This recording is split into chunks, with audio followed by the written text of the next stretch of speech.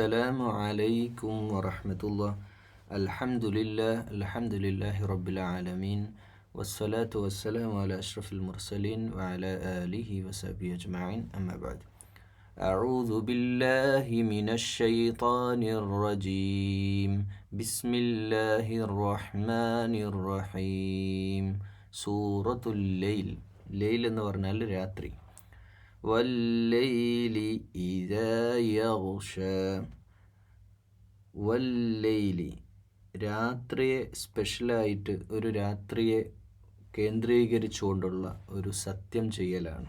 ഈ സത്യം ചെയ്ത് പറയാന്ന് പറഞ്ഞാൽ നമ്മൾ തന്നെ സാധാരണഗതിയിൽ നമ്മുടെ നാട്ടിലൊക്കെ സത്യം ചെയ്യുന്നത് ഒരു കാര്യത്തെ അതങ്ങനെ തന്നെയാണ് എന്ന് സ്ഥാപിക്കാനാണ്. അപ്പോൾ അതുപോലെ അല്ലാഹു സുബ്ഹാനഹു വ തആല ഇത് സത്യം ചെയ്തിട്ട് അനന്തരം പറയുന്ന ആ ആയത്തുകൾക്ക് ശേഷം പറയുന്ന ഒരു പ്രധാന കാര്യം ഉണ്ടാവും. അതിലേക്കാണ് നമ്മുടെ ശ്രദ്ധ ക്ഷണിക്കുന്നത്. വല്ലൈലി ഇദാ യഗ്ഷ. അപ്പോൾ രാത്രി, യഗ്ഷ എന്ന് പറഞ്ഞാൽ രാത്രിയുടെ സജീവതയിലേക്ക് നീങ്ങുമ്പോൾ, അപ്പോൾ രാത്രിയായി എന്നല്ല, രാത്രിയായിട്ട് ആ ഇരുൾ മൂടി വരുന്ന ഒരവസ്ഥയെ സത്യം ചെയ്യുകയാണ്. എന്നിട്ട് അതിൻ്റെ നേരെ ഓപ്പോസിറ്റ്, വന്നഹാരി ഇദാ തജല്ല. അപ്പോൾ ആ തജല്ല, അത് ഇരുൾ മൂടിയിട്ട് അത് പകലിലേക്ക് അതിൻ്റെ ആ ഒരു പ്രവർത്തനം, പകലിൻ്റെ വെളിച്ചത്തിലേക്ക് ഇങ്ങനെ മെല്ലെ പരിണമിക്കുന്ന ആ ഒരവസ്ഥ. അപ്പോൾ രാത്രി ഇരുൾ മൂടുന്ന അവസ്ഥ, അത് പകലിലേക്ക് മാറി വരുന്ന അവസ്ഥ, അത് രണ്ടിനെയും സത്യം ചെയ്തിട്ട് പറയാം. വമാ ഖലഖൽ ദകറ വൽ ഉൻസ. ആണിനെയും പെണ്ണും. അപ്പോൾ ഇവിടെ രണ്ട് ജെൻഡറുകളാണ് വിശുദ്ധ ഖുർആൻ അഭിസംബോധന, ആണ് പെണ്ണ്. അപ്പോൾ മനുഷ്യനെ അള്ളാഹു സൃഷ്ടിച്ചത് ആണിൽ നിന്നും പെണ്ണിൽ നിന്നുമാണ്. വമാ ഖലഖൽ ദകറ വൽ ഉൻസ. അപ്പോൾ ആണിന് ഒരു പർപ്പസ് ഉണ്ട്, പെണ്ണിനൊരു പർപ്പസ് ഉണ്ട്. ആണിൻ്റെ പണി പെണ്ണിനെടുക്കാനും കഴിയില്ല, പെണ്ണിൻ്റെ പണി ആണിനെടുക്കാനും കഴിയില്ല.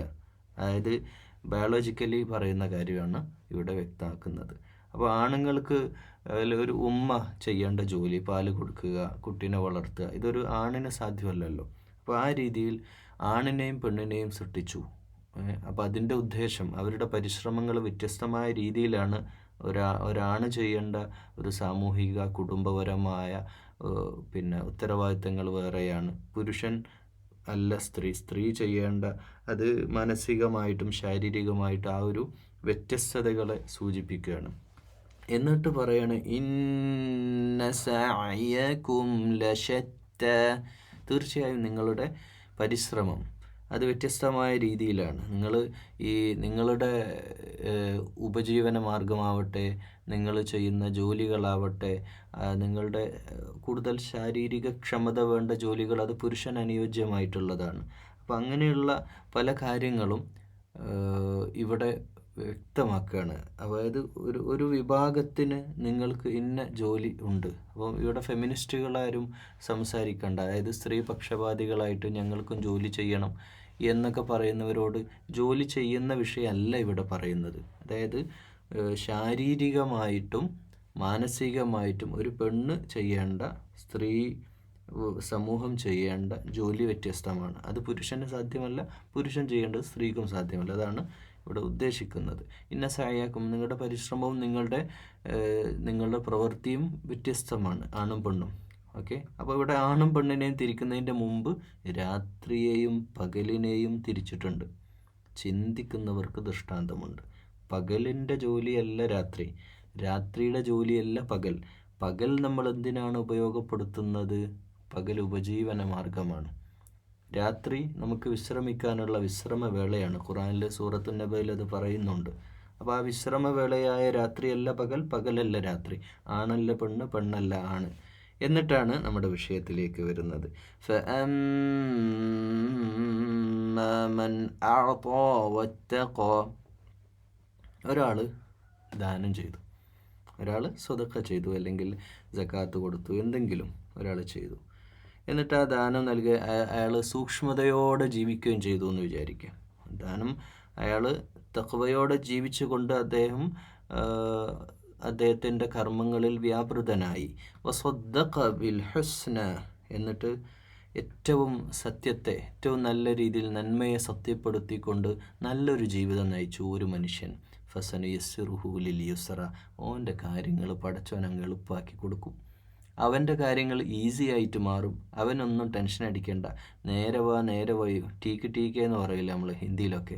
നേരെ വാ നേരെ പോ വഴിയിൽ ജീവിക്കുന്ന ഒരു തഖ്വയോടെ ജീവിക്കുന്ന ഒരു നല്ല മനുഷ്യനുണ്ടെങ്കിൽ അവൻ്റെ കർമ്മങ്ങൾ അവൻ നേരായ രീതിയിൽ അവൻ കാര്യങ്ങളുമായിട്ട് മുന്നോട്ട് പോവുകയാണെങ്കിൽ അവൻ്റെ കാര്യം അള്ളാഹു അങ്ങ് എളുപ്പമാക്കി കൊടുക്കും എന്നാണ് 8-ാമത്തെ ആയത്തിൽ പറഞ്ഞത്. ഫസനുയസ്സിറുഹു ലിൽ യുസ്ര. എന്നിട്ട് പറയാവ ബഖില വസ്തഗ്ന. എന്നാൽ ഒരു പിഷ്കൻ, ഒരാൾ ആർക്കും ഒന്നും കൊടുക്കൂല, അയാളുടെ ഞാനും എൻ്റെ ഭാര്യ എൻ്റെ വീടും എൻ്റെ കുട്ടികളും അതിലപ്പുറത്തേക്ക് ചിന്തിക്കാതെ അയാളുടേതായ ജീവിതമായിട്ട് ജീവിച്ചങ്ങ് മരിച്ചു പോകുന്ന ഒരു മനുഷ്യൻ, ബഖീൽ എന്ന് പറഞ്ഞു. ഇവിടെ ബഖീൽ എന്ന് പറഞ്ഞ പിഷ്കൻ, ബഖില എന്ന് പറഞ്ഞ ലുബ്ധൻ, ഒന്നും ഒരാൾക്ക് കൊടുക്കൂല എന്ന് വെച്ചാൽ എന്താ ചെയ്യുക?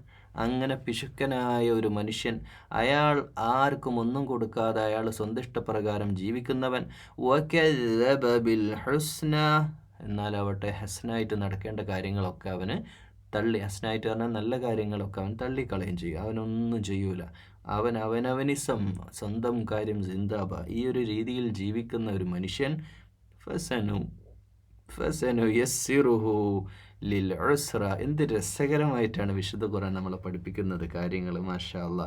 അവന് ഇടങ്ങേറിലേക്കുള്ള വഴി അങ്ങ് ഒരുക്കി കൊടുക്കും. അവന് എത്രയായാലും ക്ലച്ച് പിടിക്കൂല.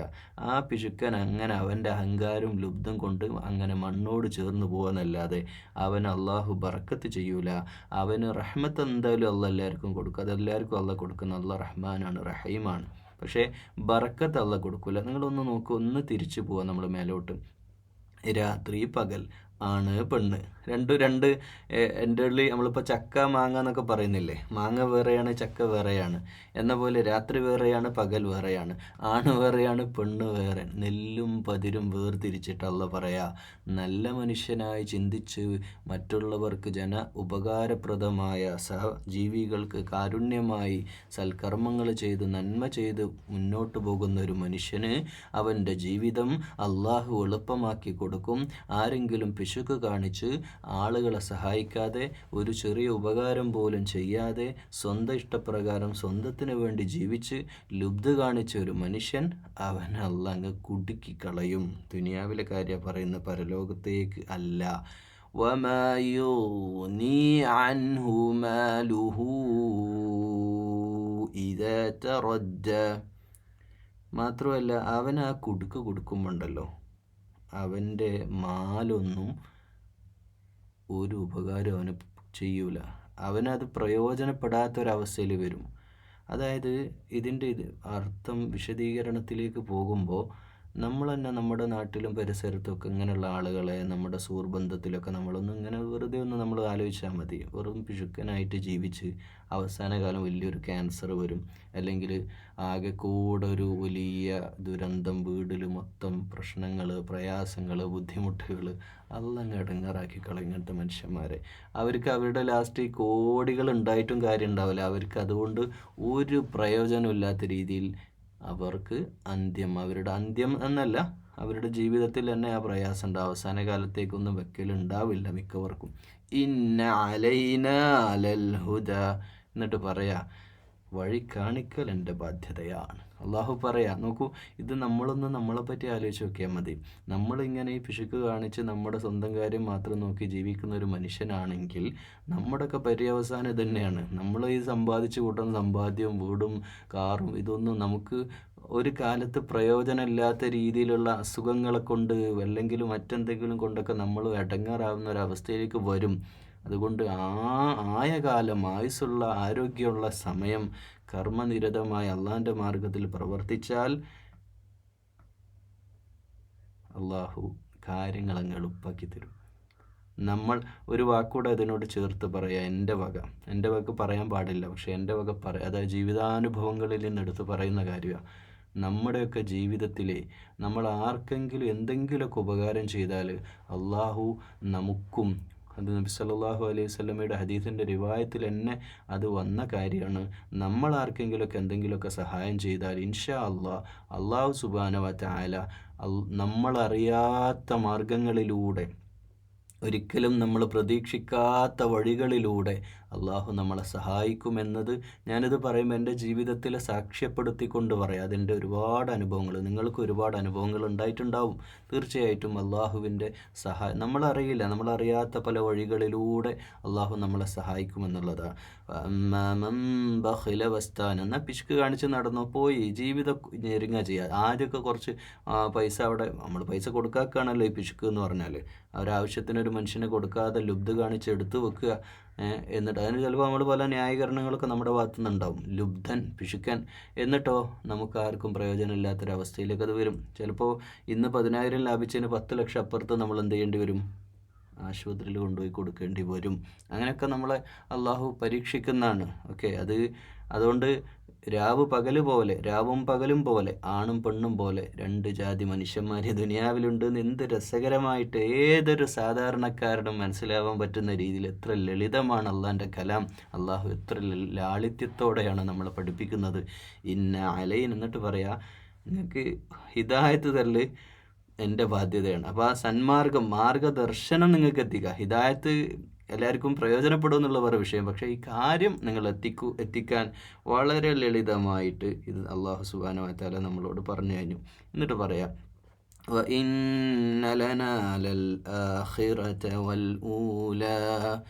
അപ്പോൾ ഈ ദുനിയാവും പരലോകമൊക്കെ എൻ്റെ പിടിയിലുള്ള കാര്യമാണ്, എന്നിലേക്കുള്ളതാണ്.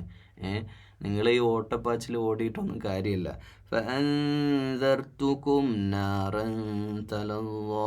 അതുകൊണ്ട് നാറിനെ പറ്റിയുള്ള താക്കീതും നിങ്ങൾക്ക് നൽകി കഴിഞ്ഞിട്ടുണ്ട്.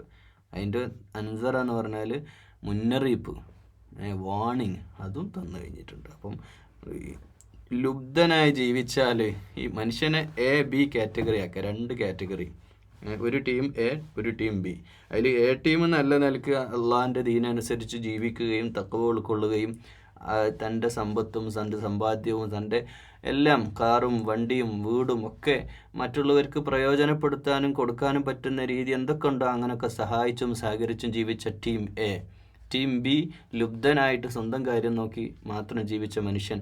അവന് ദുനിയാവും പോയി പരലോകം പോയി അവൻ്റെ അവസ്ഥ നോക്കണേ. അതല്ലേ പറഞ്ഞത്, നാറ് കൊണ്ടുള്ള ഉത്ബോധനമാണ്, നാറ് കൊണ്ടുള്ള മുന്നറിയിപ്പാണ് അള്ളാഹു തരുന്നത്. എന്നിട്ട് പറയാ, ലാ യസ്ലാഹാ ഇല്ലൽ അഷ്ഖാ, ഒരു അഷ്കയായിട്ടുള്ള ഏറ്റവും പരമദുഷ്ടനായിട്ടുള്ള ഒരു മനുഷ്യനല്ലാതെ ഈ നാറിൽ പോവില്ല. അപ്പോൾ ആ ദുഷ്ടത്തരവും ലുബ്ധും അഹങ്കാരവും ഗർവവും പൊങ്ങച്ചും ഒക്കെ ആയിട്ട് നടക്കുന്ന അതൊക്കെ മനസ്സിൽ കുറച്ചെങ്കിലും നമ്മുടെ ഉള്ളിലുണ്ട്. അതൊക്കെ അങ്ങ് ഒഴിവാക്കി വെക്കണം.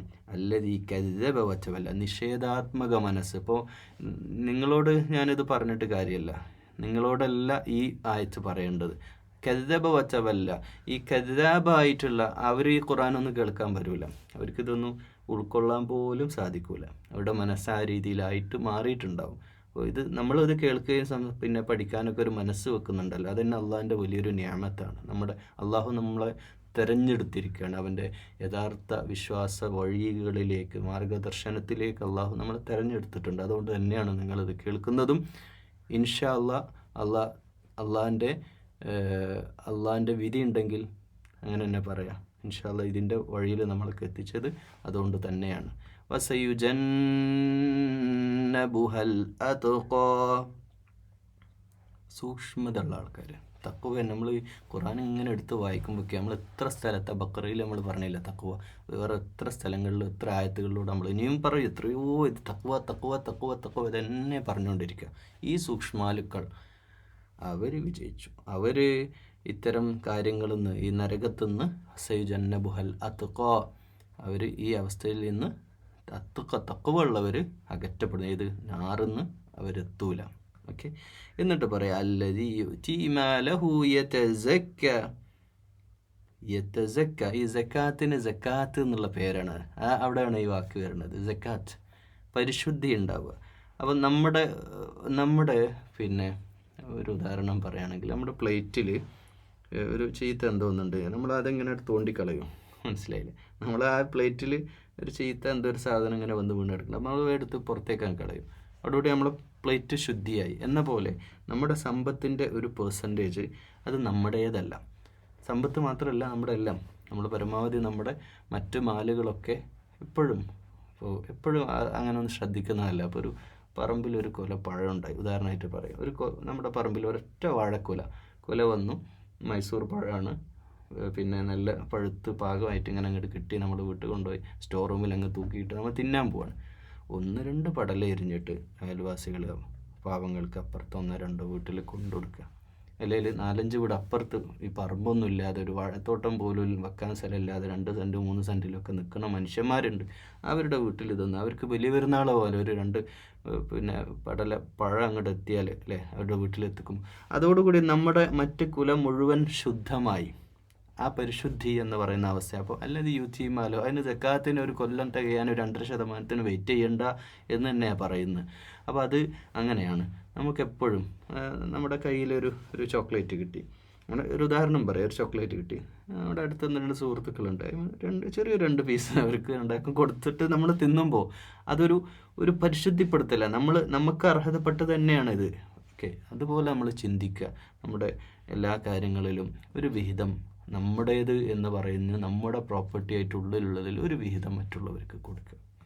വമാലിഹദി, അത് നമ്മുടെ ഒരു ശുദ്ധീകരണ പ്രക്രിയ. അങ്ങനെ കൊടുത്ത് അത് മാനസികമായിട്ട് നമ്മൾ അതിനോട് പൊരുത്തപ്പെടുകയും അത് മറ്റുള്ളവരെ അറിയിക്കാനോ വേറെ ആരെങ്കിലും വേറെ ഉദ്ദേശമൊന്നുമല്ല, അത് വജ്ഹുള്ള മാത്രം ഉദ്ദേശിച്ചിട്ട് നമ്മൾ അങ്ങനെ ചെയ്യുക. വമാലി അഹദിൻ ഇൻദഹു മിൻ നിഅമതിൻ തുജ്സ. അല്ലാഹ് പ്രത്യുപകാരം ആഗ്രഹിച്ചിട്ട്, എന്തുമിൻ നിഅമതിൻ തുജ്സ, പ്രത്യുപകാര ഉദ്ദേശമുണ്ട്. പിന്നെ യാതൊരു അനുഗ്രഹവും പിന്നെ അവൻ്റെ പക്കലുണ്ടാവില്ല എന്ന് ആലോചിച്ചോക്കി. നമുക്ക് ചെയ്യാൻ പറ്റുമോ ഇത്? നമുക്കിത് ചെയ്യാൻ പറ്റുമോ?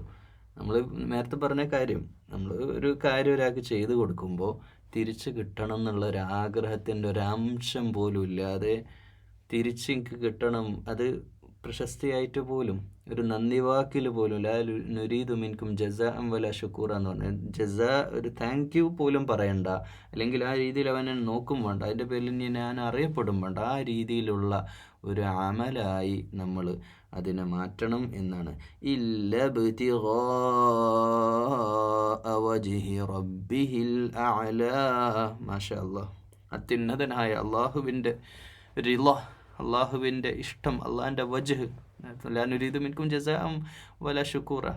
അപ്പോൾ വജ്ഹുള്ള, അള്ളാഹിൻ്റെ മുഖം, അള്ളാഹ് ഹാപ്പി ആവണം, വേറെ ആരും വേണ്ട, വേറെ ആരും അറിയണ്ട.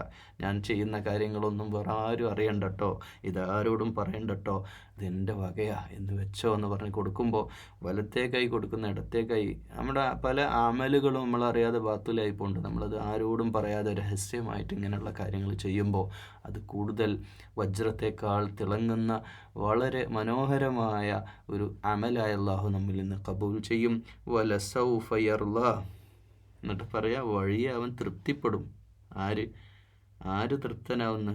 ഈ അമലൊക്കെ ചെയ്ത ഈ കാറ്റഗറി എ ഉണ്ടല്ലോ, 2 കാറ്റഗറി പറഞ്ഞില്ലേ ഇവിടെ, രാവും പകലും പോലെ, ആണും പെണ്ണും പോലെ, വ്യത്യസ്തമായ പരിശ്രമങ്ങൾ നടത്തുന്ന ആണും പെണ്ണും പോലെ, രാത്രിയും പകലും അതിൻ്റെ ധർമ്മം നിർവഹിക്കുന്ന പോലെ. ചീത്ത മനുഷ്യരും നല്ല മനുഷ്യരും ഉണ്ട്.